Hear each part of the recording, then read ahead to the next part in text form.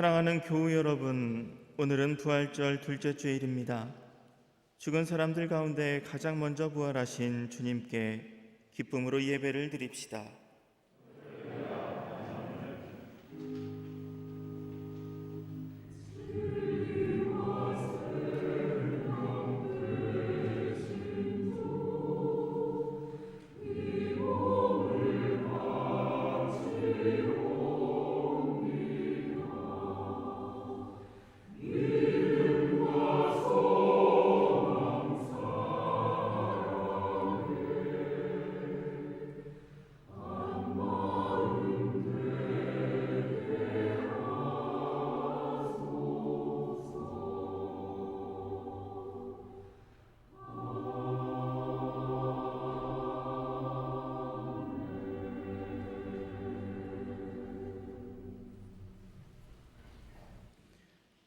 할렐루야. 주님의 성소에서 하나님을 찬양하여라.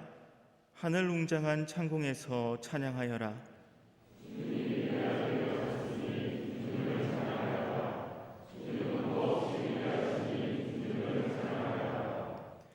나팔 소리를 울리면서 주님을 찬양하고 검은고와 수금을 타면서 주님을 찬양하여라.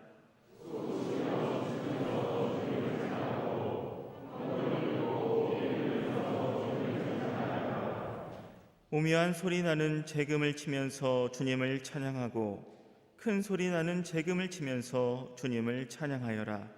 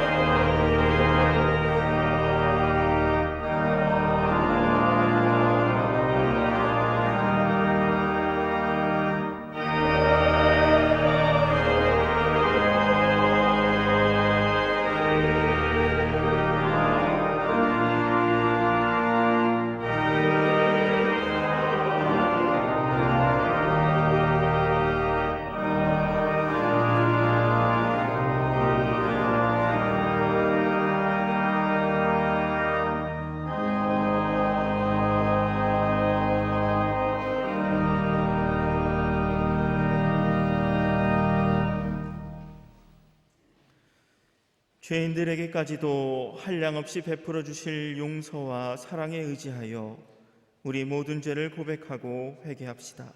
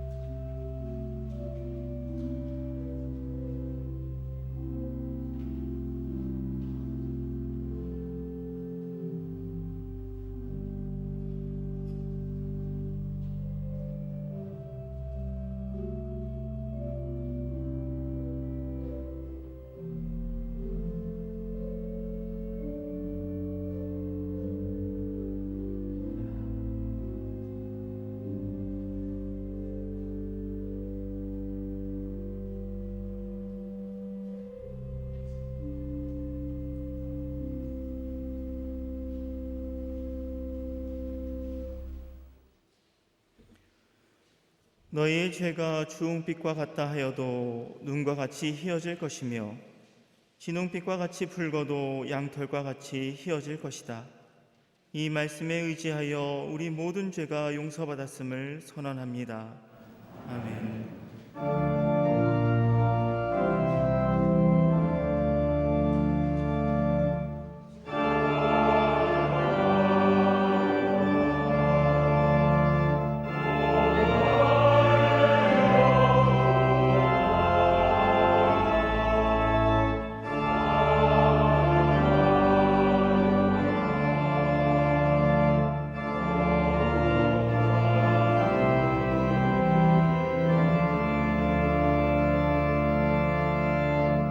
오늘 주신 사도행전 말씀은 제5장 17절에서 27절에서 33절입니다.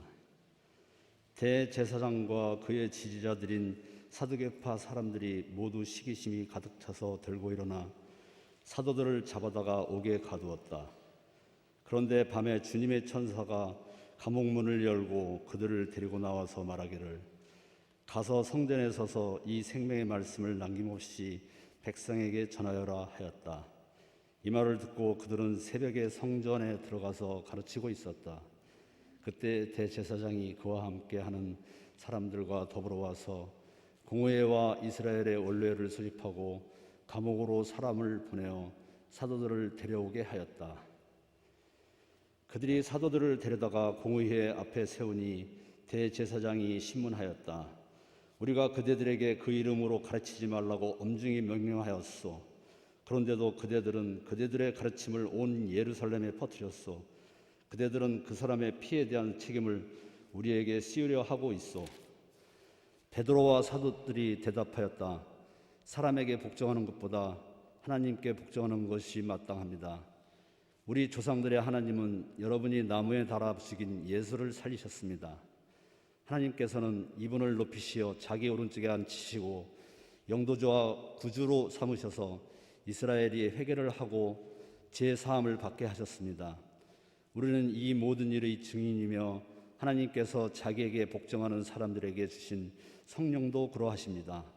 그들은 이 말을 듣고 격분하여 사도들을 죽이려고 하였다. 아멘.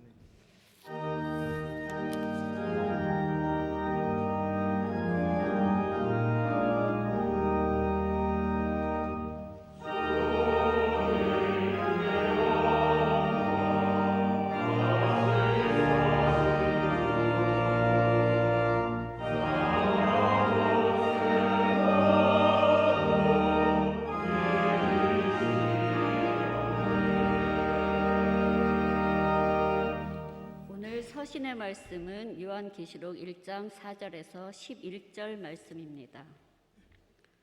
나 요한은 아시아에 있는 7 교회에 이 편지를 씁니다. 지금도 계시고 전에도 계셨고 또 앞으로 오실 분과 그의 보좌 앞에 있는 7 영과 또 신실한 증인이시오 죽은 사람들의 첫 열매이시오 땅 위의 왕들의 지배자이신 예수 그리스도께서 내려주시는 은혜와 평화가 여러분에게 있기를 빕니다. 예수 그리스도께서는 우리를 사랑하시며 자기의 피로 우리의 죄에서 우리를 해방하여 주셨고 우리로 하여금 나라가 되게 하시어 자기 아버지 하나님을 섬기는 제사장으로 삼아 주셨습니다. 그에게 영광과 권세가 영원 무궁하도록 있기를 빕니다. 아멘. 보아라, 그가 구름을 타고 오신다. 눈이 있는 사람은 다 그를 볼 것이요 그를 찌른 사람들도 볼 것이다. 땅 위의 모든 족속이 그분 때문에 가슴을 칠 것이다. 꼭 그렇게 될 것입니다. 아멘. 지금도 계시고 전에도 계셨고 앞으로 오실 전능하신 주 하나님께서 나는 알파요 오메가다 하고 말씀하십니다. 예수 안에서 여러분의 형제여 예수 안에서 환난과 그 나라와 인내에 여러분과 더불어 참여한 사람인 나 요한은 하나님의 말씀과 예수에 대한 증언 때문에 반모라는 섬에 갇혀 있게 되었습니다. 주님의 날에 내가 성령에 사로잡혀 내 뒤에서 나팔소리처럼 울리는 큰 음성을 들었습니다. 그 음성은 이렇게 말하였습니다. 내가 보는 것을 책에 기록하여 7 교회 곧 에베소와 서머나와 버가모와 두아디라와 사데와 빌라델비아와 라우디게아의 교회로 보내라. 아멘.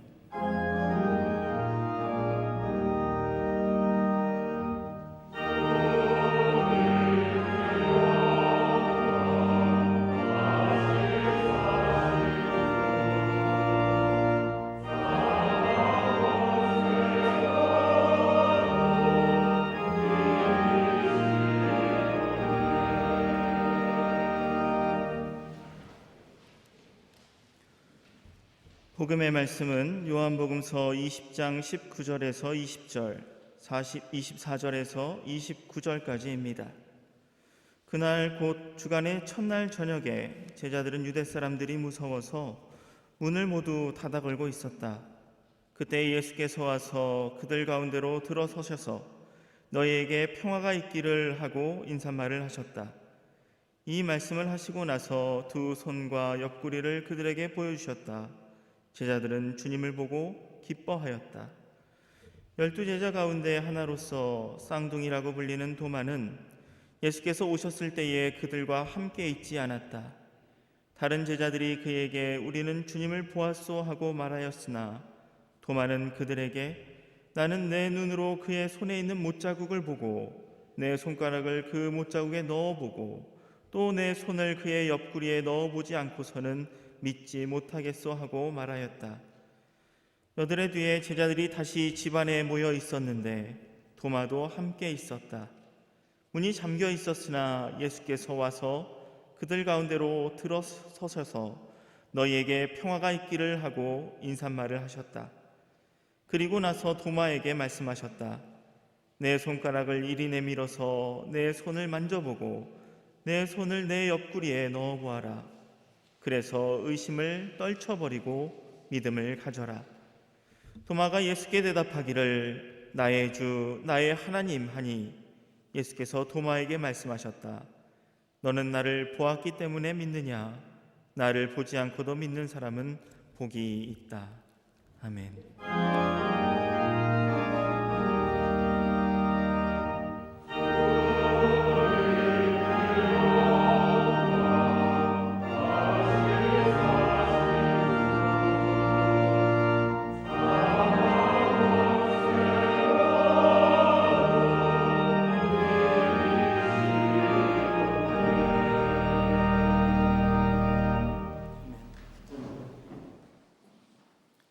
신규와 소식의 시간입니다. 옆에 계신 분들과 함께 인사 나누겠습니다. 주님의 은혜와 평화를 빕니다. 인사하겠습니다. 주님의 은혜와 평화를 빕니다. 교우 소식입니다. 이명선 목사님 감기 몸살 증상으로 혹시 모를 PCR 검사 후 격리 중이셔서 오늘은 집례와 말씀을 제가 맡았습니다. 목사님을 비롯한 환우들의 건강을 위해서 계속 기도 부탁드립니다. 주보에 없는 광고 하나 더 말씀드립니다. 어제 저녁 황영시 장로님께서 소천하셨습니다. 빈소는 분당 서울대병원 장례식장 3호입니다. 장례 세부 일정은 추후 문자를 통해서 안내해 드리도록 하겠습니다. 유가족분들께 주님의 위로가 함께 하시길 빕니다. 교우 소식 계속 말씀드립니다. 김광중 장로님, 이용표 권사님 댁 김선기 교우와 김진욱 집사님, 여정성 장로님 댁 김수연 교우 사이에 김다온이라는 귀한 생명이 태어났습니다. 축하해 주시고 믿음의 가정을 위한 기도 부탁드립니다. 손철우 박영민 집사님 댁 손수인 군이 내일 입대를 합니다. 건강히 군생활 잘할 수 있도록 기도해 주시기 바랍니다. 다음 주일 오전 8시 40분에 갤러리 카페에서 교사 아침 기도회로 모입니다. 오늘 경청 성경 공부가 오후 3시 교육관 203호에서 있습니다. 특별 강좌 안내입니다. 오늘 오전 11시 문송천 집사님께서 메타버스란 무엇인가, 과연 무엇인가라는 주제로 강연해 주십니다. 선교관 4층 장공체프실에서 진행됩니다. 우리 교회 6대 담임 목사로 봉직하신 최수일 목사님 정년 퇴임 예식이 오늘 오후 2시에 이곳 본당에서 진행됩니다. 많은 참석 부탁드립니다. 혹시 현장 참석이 어려운 분께서는 온라인으로도 참여하실 수 있습니다. 2부 성가대에서 헌물해 주신 무반주 찬송가 곡집 계속해서 판매 중입니다. 가정이나 차량에서 편히 들으실 수 있도록 USB로 제작해 주셨습니다. 선물용으로도 아주 좋습니다. 많은 구매 부탁드립니다. 수요 창세기 강해는 돌아오는 수요일 박재준 전도사님께서 15장을, 그 다음 주일은 강순구 목사님께서 16장을 강해해 주십니다. 많은 참여 바랍니다. 주보 6페이지 헌금란 아래에 보시면 우리 교회 주일 예배 본문이 어떻게 선정되는지에 대한 안내가 있습니다. 참고하시고 더욱 깊은 묵상 해주시기 바랍니다. 주일 예배를 위해 봉사해 주시는 분들께 감사드립니다. 기도하겠습니다.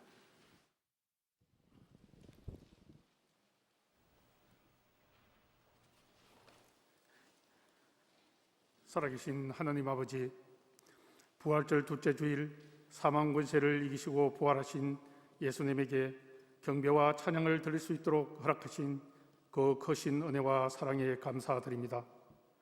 우리가 예배하고 기도하는 자리에 언제나 함께 하시는 하나님 아버지, 끝없는 정욕과 이기심으로 가득 찬 우리들이 회개하오니 용서하여 주시옵소서.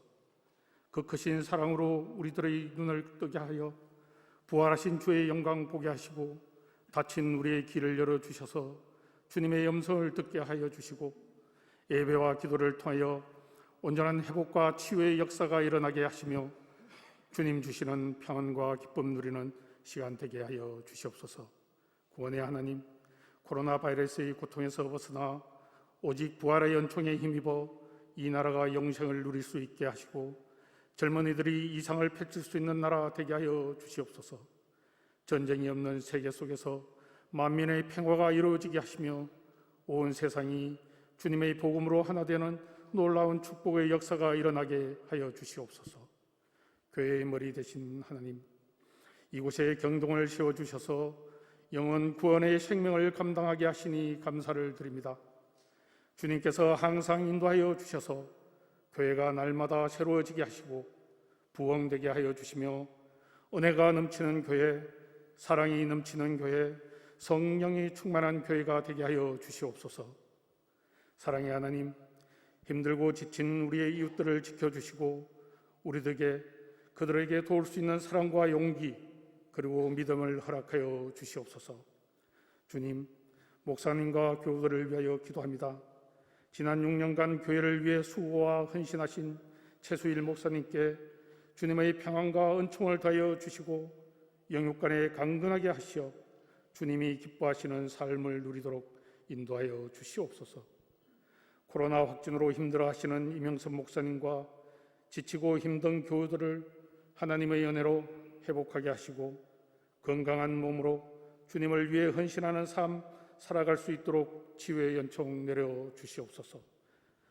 소천하신 장로님, 하느님 나라에서 영원한 안식을 받으시기로 귀한 생명 주신 가정과 입대하는 청년에게 주님의 은혜와 사랑 내려주시며 교회 곳곳에서 봉사하는 손길을 축복하시고 직분 맡은 이들에게는 하나님의 지혜 주셔서 직분을 잘 감당할 수 있게 인도하여 주시옵소서.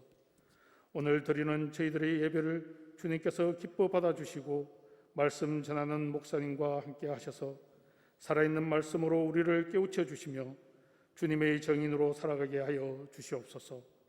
정성껏 준비한 성가대의 아름다운 찬양을 기뻐 받아 주시오며 부활의 생명이 되시는 예수님의 이름으로 기도드립니다. 아멘.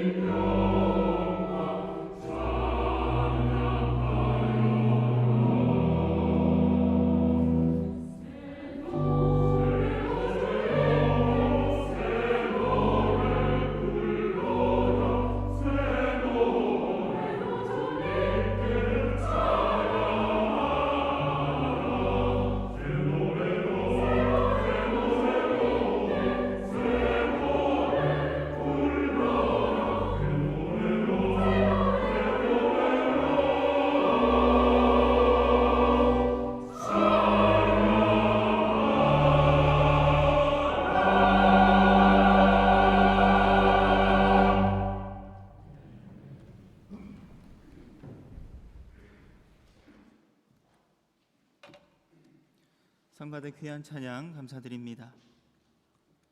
오늘 복음서 본문은 막달라 마리아가 예수의 부활을 본 그날 이후의 이야기가 이어지고 있습니다.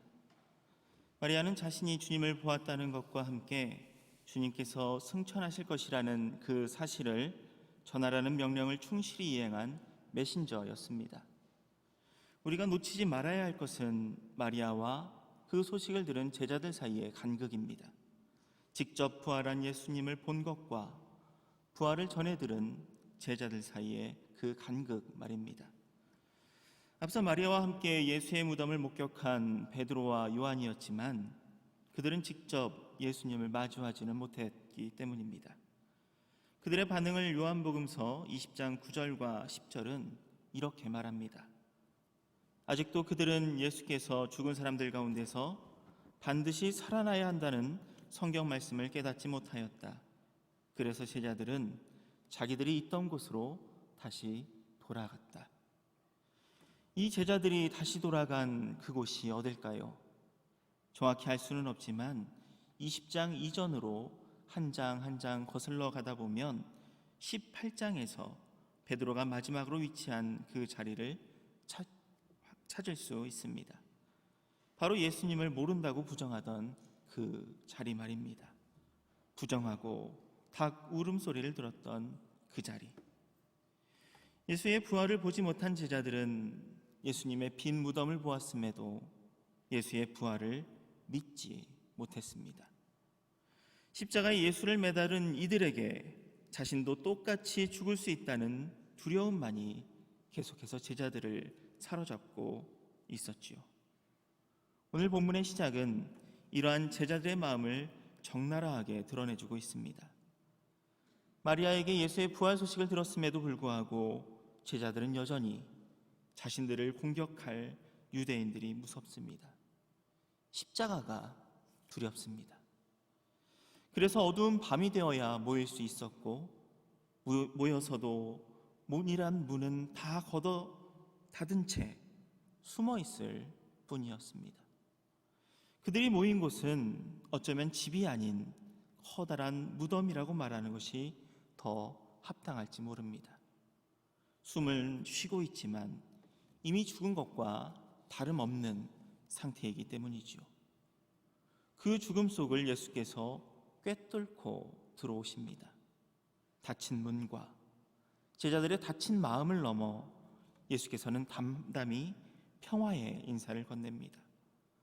어떻게 닫힌 문 안으로 들어왔는지, 순간이동과 같은 모습이었는지, 유령과 같이 문을 통과하셨는지 성경은 그 방식에 대해서는 관심을 두지 않습니다. 중요한 것은 두려움 가운데 있는 제자들에게 이제는 더 이상 두려워할 필요가 없다고 전하고 계시는 거죠. 눈앞에 있는 예수님의 모습 자체가 더 이상 두려워할 필요가 없는 이유가 되기는 합니다. 죽을까봐, 저 십자가에 매달려 죽을까봐 겁을 내고 두려워했는데 예수는 그 십자가에서 내려와 죽음 넘어 눈앞에 서 있거든요. 진짜 죽어서도 다시 살아난 상처 그대로의 예수님의 모습을 보고 그제서야 제자들은 기뻐할 수 있었습니다. 보고 나서야 기뻐하고 보고 나서야 평화할 수 있었다는 것이죠. 이야기가 이렇게 끝난다면 예수님께서 부활하신 것을 본 증인이 늘어나는 것을 이야기하는 것으로 부활 사건은 마무리될 것입니다. 그러나 오늘 복음서 기자는 보는 것을 통한 믿음, 그 부분을 한 번 더 확장시켜 이야기를 진행시킵니다. 본문 24절, 도마라는 제자가 등장합니다. 제자들이 예수를 만나 기뻐할 때 마침 도마는 그 자리에 없었다고 설명하지요. 제자들은 도마에게 자신들이 부활하신 예수를 보았다고 증언하지만 도마의 반응은 앞서 제자들이 마리아에게 부활 증언을 들었을 때와 크게 다르지 않습니다. 내 눈으로 보기 전에는 믿을 수 없다. 내 손으로 만져보기 전에는 예수의 부활을 인정할 수 없다라는 것이지요. 도마가 특별히 믿음이 부족해서 그랬던 것이 아닙니다. 다른 제자들과 똑같은 의심, 그 과정일 뿐입니다. 도리어 도마는 그 누구보다 예수를 깊이 따르던 제자였었습니다. 요한복음서 11장을 보면 예수께서 마리아와 마르다의 오라비를 고치기 위해 대적들이 가득한 예루살렘을 향해 가실 적 다른 제자들은 모두 예수님을 가지 말라고 말리지만 오직 도마만은 우리도 주와 함께 죽으러 가자라고 말할 정도로 도마는 예수님을 믿고 따르는 제자였습니다. 그런데 오늘 배경은 자신의 모든 것을 던져 따르기로 했던 예수님이 죽고 자신을 도망친 그러한 상태였다라는 것이죠. 그렇게 같이 예수를 배반하고 도망했던 제자들이 예수님의 부활을 전하고 있는 겁니다. 믿기 어려웠겠지요. 그래서 복음서 기자는 신실한 도마 앞에 다시금 예수께서 나타나심을 보여줍니다. 예수와 함께 죽으려 했던 도마조차 의심했었다라는 것이죠. 누구나 부활을 의심할 수 있다는 것입니다. 보지 못하면 믿기 어려운 것, 누구나 충분히 그럴 수 있다는 이야기이지요. 그 모든 의심 속에 주님은 스스로를 드러내셔서 다시금 도마를 비롯한 모두에게 확신을 주십니다. 다만 여기에 한 가지 말씀을 덧붙여 주시지요. 의심 말고 믿으라. 보지 않고 믿으라. 예수님은 믿음에 대한 이야기를 하고 계시는 겁니다. 죽었다가 살아나는 것을 아는 것이 아닌 믿음 말입니다. 이후 도마의 입을 통해 복음서 기자는 의심 없이 보지 못했더라도 부활하신 예수 그리고 그분이 주님이심을 고백하고 증언되어야 함을 말해줍니다. 믿게 하려 함이라는 것이죠. 예수님이 다시 오실 때까지 예수를 보지 못하는 수많은 이들이 두려움 가운데 평화를 얻으려면 이런 믿음 가운데 남아 있어야 한다는 것입니다. 그렇다면 직접 보지 못하는 것, 직접 보지 않은 것을 믿을 수 있는 방법은 무엇이겠습니까? 저는 그것이 믿음을 사는 증언자의 모습이라고 믿습니다. 증언하는 이의 삶이야말로 부활의 증거가 된다는 것이죠. 오늘 복음서 본문 20절과 24절 사이에 있는 21절을 보면 성경에서 가장 가혹한 주님의 요청이 들어 있습니다. 아버지께서 나를 보내신 것과 같이 나도 너희를 보낸다. 부활하신 주님께서 나를 부르셔서 사용하신다면 그 얼마나 영광된 일이겠습니까? 그런데 여기에 있는 한 가지 전제가 문제입니다. 아버지께서 나를 보내신 것과 같이. 예수께서 이 땅 보냄받은 곳의 마지막이 십자가였음을 우리는 알고 있지 않습니까? 십자가, 죽음, 희생입니다.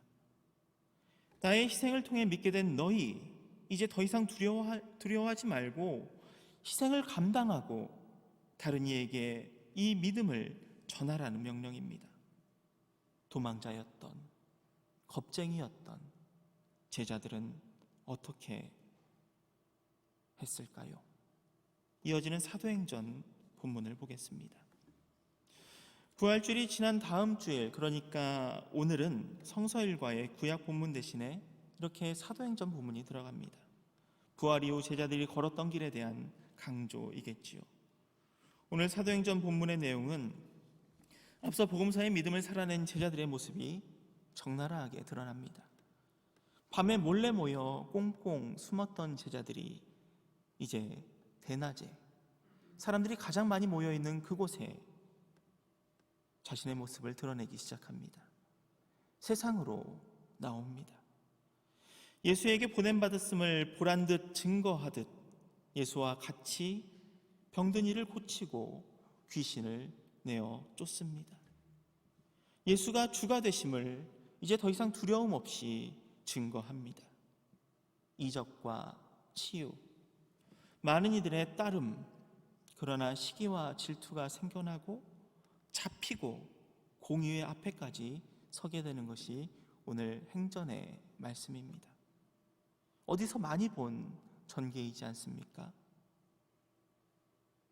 그 옛날 예수께서 겪으셨던 그 길을 제자들 역시 똑같이 걷고 있는 겁니다. 대제사장을 비롯한 사두개파 사람들이 제자들을 붙잡습니다. 예수를 십자가에 매단 사람, 특별히 사두개파는 부활이 없다고 말하는 유대인들이었죠. 성경 기자는 제자들 앞에 예수의 십자가가 그렇게 드리워져 있음을 보여줍니다. 자, 다시 한번 십자가 앞에 선 너희는 어떻게 할 것이냐? 라는 물음이지요. 우리가 알고 있는 뻔한 그 대답에 앞서 어떠한 사건이 있었는지를 살펴봐야 합니다. 제자들을 상대하는 대제사장의 신문이 무엇입니까? 이전에 내가 너희에게 예수의 이름으로 가르치지 말라라고 경고를 했었지 않느냐라는 거예요. 그러니까 제자들은 이미 대제사장을 비롯한 대적자들과 만난 적이 있었다라는 것이죠. 본문 앞 사도행전 4장을 보면 제자들이 예루살렘 성전과 길가에서 담대히 예수의 부활을 선포하는 장면이 나옵니다. 그러면서 병든 이를 고칩니다. 그 누구도 부인할 수 없는 이적과 불어나는 신도들로 인해 제자들을 처리할 수 없게 된 이 종교 지도자들은 베드로와 요한을 불러서 너희들을 가만히 놔둘 테니 예수의 이름만은 말하지도 그 이름으로 가르치지도 말라라는 위협을 하고 놓아줍니다. 종교 지도자들은 예수가 저주받은 자로 죽으면 모든 것이 끝날 것이라고 생각을 했겠지요. 십자가에서 죽은 예수 이후에도 그의 이름이 사라지지 않음에 이들은 당황하고 있는 겁니다. 자신들이 하나님의 뜻을 내세워 나무에 매달아 죽인 이가 어떻게 된 것인지 죽지 않는다는 거예요. 사라지질 않습니다.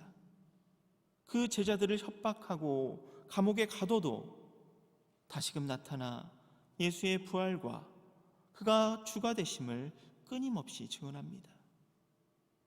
부활이 실제로 일어났는지 아는지는 관심 없습니다. 다만 죽은 예수의 이름이 남아 이적과 기사가 계속된다는 것이 문제입니다. 두려움 없는 증인이 된 제자들을 통해 전해지는 부활 예수가 문제가 될 뿐입니다.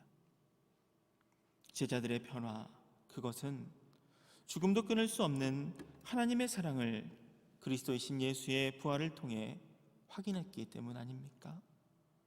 오직 살아남으려 십자가를 외면했던 그들이 부활을 마주하고선 변하게 됐음을 본문은 보여주고 있습니다.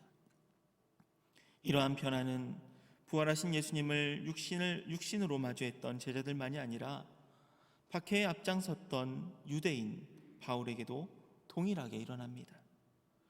철저한 유대인의 관점에서 예수를 주로 고백하는 신성 모독자들을 박해하던 그 사울이 다마스쿠스로 가는 길에 부활한 예수를 만나 그리스도를 위해 평생을 사는 바울로 살아가는 모습은 다른 제자들처럼 철저한 증인의 삶이었습니다.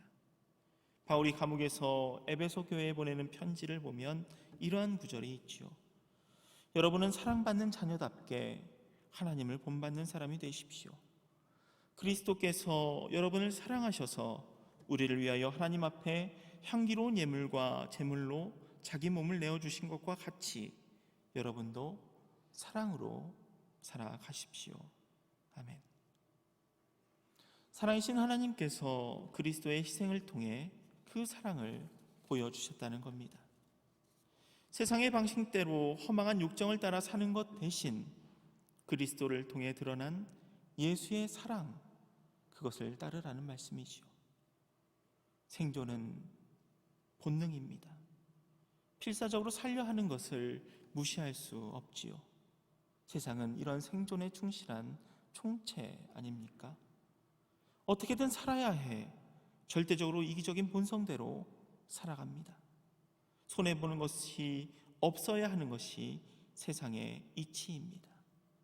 그런데 하나님의 방법은 세상과 달리 희생이었다라는 것이죠. 그저 살려는 본성으로 이 땅 주어진 시간만을 사는 것이 아니라 죽을 수밖에 없는 우리가 영원한 주님과 맞닿을 수 있는 그 희생의 신비에 동참해야만 부활에 함께할 수 있을 것이라는 이야기입니다. 제자들과 초대교회 공동체는 이러한 희생을 실천하는 모습을 보여줬습니다. 오늘 본문 외에도 역사가 유세비우스의 기록에 따르면 요한을 제외한 11명 제자 모두는 복음을 전하다 순교하고 말았기 때문입니다. 그리고 초대교회의 박해가 시작되었지만 교회 공동체는 복음을 포기하지 않고 오늘 여기 우리가 모인 것처럼 끊임없이 그 복음을 지켜왔습니다. 그리고 주님의 귀한 복음을 땅끝까지 전하는 노력을 쉬지 않았다는 것입니다. 잡혀가고 고문당하고 사자밥이 되어도 신앙을 배반하지 않았습니다. 세상의 눈으로 보면 이해할 수 없는 일들이 교회 공동체에서 일어나는 겁니다. 아니, 손해가 되고 고난을 받으면서까지 믿음을 지킬 이유가 있냐는 반문, 이익을 위해서 신앙을 내려놓는 것이 무엇이 어렵냐는 반문, 이런저런 희생을 감내한 이유를 세상은 헤아리지 못합니다. 초대교회 공동체는 사람들이 외면한 빈민이나 환자, 고아와 과부, 죄수까지, 노약자와 노예까지 품어안고 그들의 공동체로 끌어들입니다. 그런 행동이 사회 질서를 무너뜨리는 일로, 반역으로 처벌받을 수 있는 것을 알면서도 희생을 감수하고 예수 그리스도가 보인 그 희생 따라 살아갔다는 것이죠. 그리고 세상이 던진 그 반문을 묵묵히 견뎌내며 주님의 영원하심을 이 땅 가운데 새겨갑니다. 계속되는 희생을 통해 우리는 죽음 넘어 영원하신 주님을 증언하며 주님의 역사를 일구어가고 있음을 보여주고 있는 것입니다. 오늘 요한복음서가 과거 예수 시대의 제자들의 연약함에서 돌아오는 과정을, 사도행전이 부활을 경험한 제자들이 예수를 뒤따라 담대히 믿음을 살아내는 오늘 우리의 모습까지를 그리고 있다면 마지막 계시록 본문은 우리의 내일을 비추어주는 거울이라고 저는 믿습니다. 사도 요한의 이름으로 기록된 이 계시록 본문은 끊임없는 핍박과 늦어지는 재림으로 인한 불안 속에 있는 모든 교회 공동체를 위한 위로, 그 인사로 시작됩니다. 요한은 성부, 성자, 성령 삼위일체 하나님의 은총과 평화를 먼저 빌어주고 있습니다. 특별히 오늘 본문 5절에 예수 그리스도를 소개하는 부분을 보면 신실한 증인, 죽은 사람들의 첫 열매, 땅 위 왕들의 지배자라고 되어 있는 것을 볼 수 있습니다. 이건 모두 예수 그리스도의 순환과 부활 그리고 구원을 묘사하는 수사이지요. 여기서 우리가 관심해야 될 것은 처음 예수를 설명하는 신실한 증인이라는 부분입니다. 호 마르티스 호 피스토스라는 원어를 번역한 이 구절은 요한계시록 2장 13절과 11장 3절, 17장 6절 이렇게 3번 더 계시록에 나오는데 모두 다 믿음을 위해 죽은 사람들을 가리키는 데 사용된다는 것을 우리는 기억해야 합니다. 성부 하나님과 같은 곳에 계신 분이 바로 예수이신데, 그런 예수님은 여러 이름과 여러 별칭으로 찬양받으실 수 있지만 무엇보다 예수 그리스도는 믿음을 위해 목숨을 바쳤던 분이라는 겁니다. 그것이 주를 가리키는 영광의 칭호입니다. 우리도 믿음을 위해 목숨을 바치고 있는데, 핍박 속에 죽어가는 성도들에게 요한이 건네는 위로는 단순히 복과 평화를 비는 위로 정도가 아닙니다. 바로 너희가 가는 그 고난의 길이 예수가 갔던 길, 예수에게까지 이르는 길, 예수와 같이 되는 길이라고 말하고 있는 겁니다. 그렇게 예수같이 고난받고 예수같이 죽을지도 모르지만 그 너머 예수같이 다시 살아날 것이라는 소망을 요한은 다시 심어주고 있는 것이죠.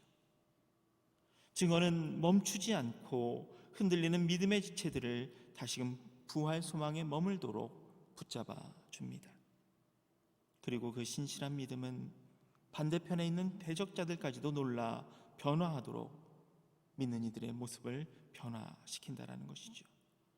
내 생명과 나의 안위를 위한 이기적인 삶을, 주님을 위한 삶, 주님으로 살아가는 삶으로 말입니다. 사랑하는 여러분, 사도들과 초대교회, 그리고 지금까지 교회를 지켜온 이들의 희생이 우리 가운데 있습니다. 누가 그들에게 그 길을 가라고 하지 않았습니다. 주님은 그저 사람이 되는 방법을 살아내 보이시고 죽으시고 그것을 인정하신 하나님께서 다시 살려주십니다. 우리는 죽은 사람처럼 가만히 있어서는 안 됩니다. 하나님께서 우리를 일어나라고 깨우고 계십니다. 일어난 우리의 모습 위에 그리스도가 빛날 것이라고 약속해 주십니다. 죽음 앞에서도 피하지 않는, 물러서지 않는 메신저, 주님의 희생이 우리의 희생으로 이어집니다. 우리가 주님과 함께하는 역사가 여기에 있습니다.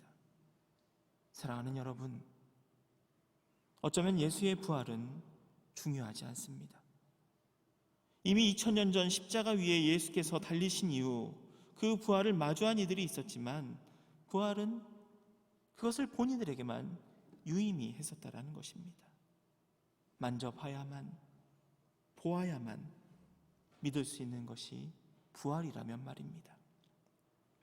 만약 그 당시에 지금처럼 영상과 통신이 발달해서 예수의 부활 광경을 실시간으로 다 촬영하고 그것을 온 사람들이 다 보았다면 모두가 예수의 부활을 100% 믿었을까요? 저는 아니라고 봅니다. 그 가운데에도 믿는 사람과 믿지 않는 사람이 나누리라고 생각합니다. 이미 지나가 버린 부활을 보는 우리가 2000년 전 사건의 역사적인 과학적인 증명을 통해 믿음을 얻을 수는 없다는 이야기이죠. 정말 중요한 것은 내가 인정하느냐 인정하지 않느냐가 아닌 그 판단 넘어 나는 부활을 믿고 나는 부활로 살아갑니다라는 변한 삶의 모습입니다. 성경 속 예수께서는 제자들에게 미리 순환과 죽음과 부활을 예고했지만 그리고 그 과정대로 모든 것이 다 이루어졌지만 부활하셨다는 증언까지 전해 들었지만 그들의 모습, 제자들의 모습은 여전히 죽은 것과 다름없는 상태였음을 우리는 기억해야만 합니다. 오늘 사도행전에 나오는 예루살렘 종교 지도자들의 모습도 마찬가지입니다. 그들은 감히 예수라는 이름조차 꺼내지 못합니다. 부활이 설령 일어난 사건이었더라도 구세주를 저주받은 나무에 매단 사람들이라는 오명을 피하기 위해 부활을 외면해버립니다. 부활은 세상을 유대인 그리고 유대인을 제외한 이방인, 그러니까 세상 모두에게 불편한 사건이었음을 바울은 이렇게 소개합니다. 고린도전서 1장의 말씀입니다. 우리는 십자가에 달리신 그리스도를 전합니다. 그리스도가 십자가에 달리셨다는 것은 유대 사람에게는 거리낌이고 이방 사람에게는 어리석은 일입니다. 그러나 부르심을 받은 사람에게는 유대 사람에게나 그리스 사람에게나 이 그리스도는 하나님의 능력이요 하나님의 지혜입니다. 아멘. 부르심을 받은 사람, 부르심에 응답한 사람은 그가 누구든 그리스도의 부활을 유의미하게 세상을 향해 전하게 됩니다. 부활하신 예수께서 향하신 곳 갈릴리였지요. 부활을 확증할 수 있는 로마도 예루살렘도 아닌 갈릴리. 예수의 기적과 표징이 사역의 목적이 아니었던 것처럼 부활 역시 예수의 목적은 아니었던 겁니다. 부활은 그저 표징의 하나, 이적과 같은 것이었습니다. 하나님께서 이처럼 세상을 사랑하신다는, 죽음도 그 사랑을 끊을 수 없다는 증거를 십자가에서 죽은 예수를 살리심으로써 하나님은 증거해 주십니다. 불안으로 닫혀있는 문, 닫혀있는 마음에 평화를 주시려 예수님은 그런 이들이 있는 현장으로 가십니다. 부활은 과거의 사건으로 남아선 아무 의미도 가지지 못합니다. 예수가 다시금 와서 또다시 십자가에 매달리고 부활한다 하더라도 말입니다. 죽은 자를 다시 일으키신 사건 안에 담긴 하나님의 끊을 수 없는 사랑, 그것을 믿고 우리 역시 다른 일을 위한 사랑으로 사는 것이 중요합니다. 그 사랑은 세상을 변화시킵니다. 부활하신 예수의 못자국과 창자국에 손을 넣어야만 했던 의심의 도마와 과거 우리도 주님과 함께 죽으러 가자 말했던 담대한 도마의 모습은 신앙인으로 살며 이리저리 흔들리는 우리의 모습이기도 하지 않습니까? 부활은 변화와 결단인 것입니다. 멈춤이 행동으로, 고난이 소망으로, 죽음이 생명으로. 주님이 오늘 우리를 주님 앞으로 이렇게 부르신 것은 우리로 하여금 스스로 변화되고 세상을 변하게 하려 하심입니다. 사람들의 인식과 인정을 넘어서는 희생, 이것이 사랑입니다. 부활의 역사성보다 부활 안에 담긴 하나님의 사랑을 살아내는 삶을 주님께서 인정하신다고 저는 믿습니다. 오늘도 무덤 속에 있는 것과 같은 인생을 부활하신 주님께서는 찾아오시고 불러내 주십니다. 너희는 내 안에서 평화할 수 있다. 너희가 세상에서 환난을 당하더라도 용기를 내어라.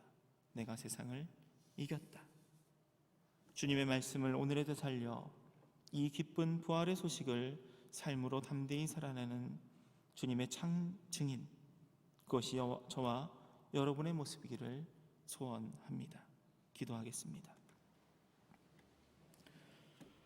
아직 무덤 속에 있는 것과 같은 저희를 생명으로 부르신 주님을 찬양합니다. 살아도 죽은 바와 다름없는 우리의 일상의 안위를 떨쳐내게 하시고 다시금 생동하는 주님의 영생에 잇대어 조금 더 희생하는, 한 번 더 나누는 부활 예수의 모습을 살아내게 하옵소서. 이미 보이지 않는 박해 가운데 있는 저희에게 주님의 은혜와 평화를 허락하시사 끝날까지 소망 가운데 믿음을 지켜 주님의 몸된 교회를 세워가게 하옵소서. 모든 간구 부활하시어 지금도 우리와 함께 하시는 예수님의 이름으로 기도드립니다. 아멘.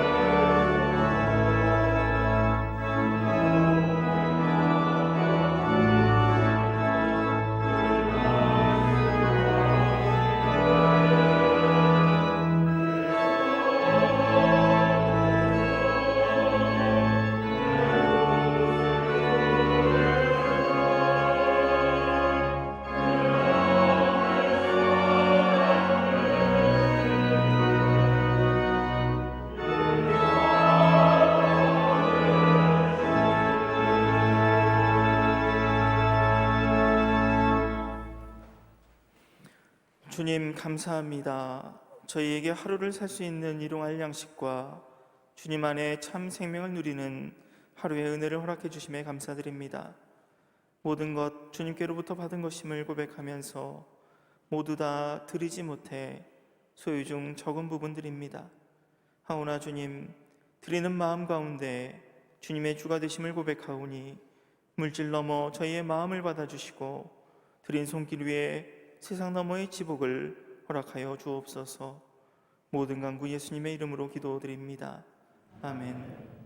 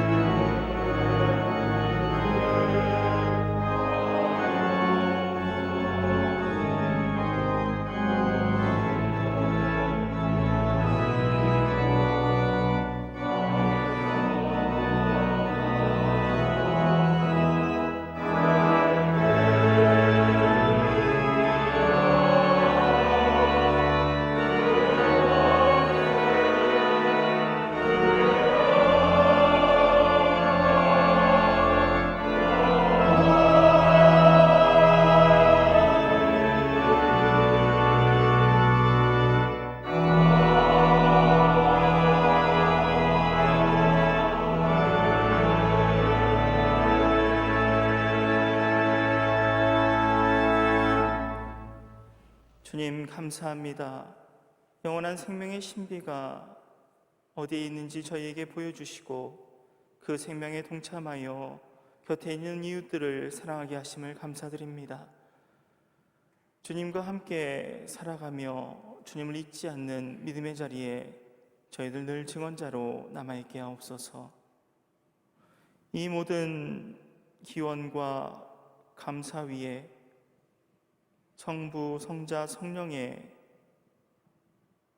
은혜와 사랑이 우리 경동교회 공동체의 머리 위와 마음을 모으는 모든 사람들 머리 위에 지금부터 영원까지 함께 하시기를 간절히 축원하옵나이다. 아멘.